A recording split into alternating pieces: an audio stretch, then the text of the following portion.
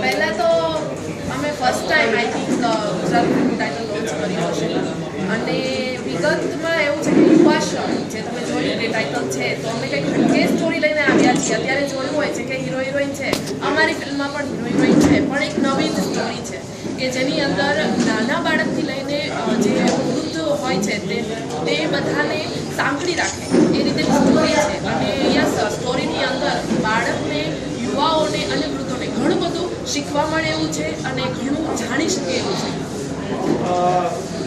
પિક્ચરનું નામ યુવાશ્રમ રાખવામાં આવ્યું છે. શું કરવા રાખવામાં આવ્યું છે?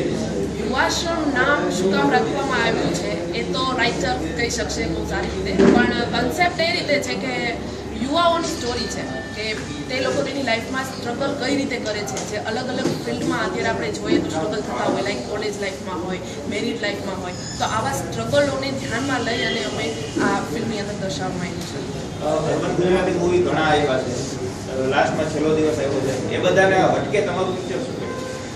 હટકે આ ફિલ્મની અંદર એ છે કે પહેલું તો એક પારિવારિક ફિલ્મ છે એટલે પરિવારની અંદર જ અમે કંઈક નવું બતાવવા માંગીએ છીએ કે આપણો નોર્મલ પરિવાર હોય છે પણ એનાથી પણ એક અલગ પરિવાર હોય છે, તો અમે એક અલગ પરિવાર આ ફિલ્મની અંદર બતાવીએ છીએ. ખાસ કરીને વિદેશમાં પણ શૂટિંગની વાત છે, કયા દેશમાં શૂટિંગ થશે અને ગુજરાતમાં ક્યાં લોકેશન?